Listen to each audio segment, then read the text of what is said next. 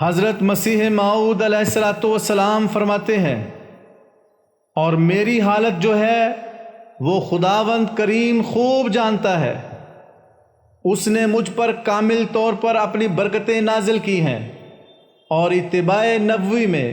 ایک گرم جوش فطرت بخش کر مجھے بھیجا ہے کہ تا حقیقی مطابعت کی راہیں لوگوں کو سکھلاؤں اور ان کو اس علمی و عملی ظلمت سے باہر نکالوں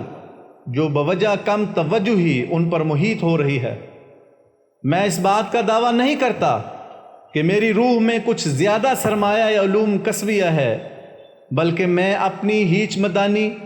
اور کم لیاقتی کا سب سے زیادہ اور سب سے پہلے اقرار کرتا ہوں، لیکن ساتھ اس کے میں اس اقرار کو بھی مخفی نہیں رکھ سکتا کہ میرے جیسے ہیچ اور ذلیل اور امی کو خود خداوند کریم نے اپنے کنارے تربیت میں لے لیا اور ان سچی حقیقتوں اور کامل معارف سے مجھے آگاہ کر دیا کہ اگر میں تمام غور و فکر کرنے والوں سے ہمیشہ زیادہ غور و فکر کرتا رہتا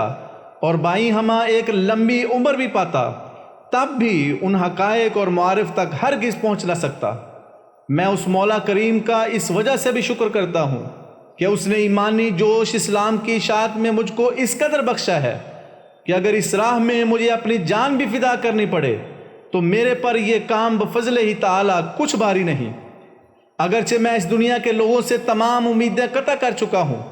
مگر خدا تعالیٰ پر میری امیدیں نہایت قوی ہیں۔ سو میں جانتا ہوں کہ اگرچہ میں اکیلا ہوں مگر پھر بھی میں اکیلا نہیں، وہ مولا کریم میرے ساتھ ہے اور کوئی اس سے بڑھ کر مجھ سے قریب تر نہیں۔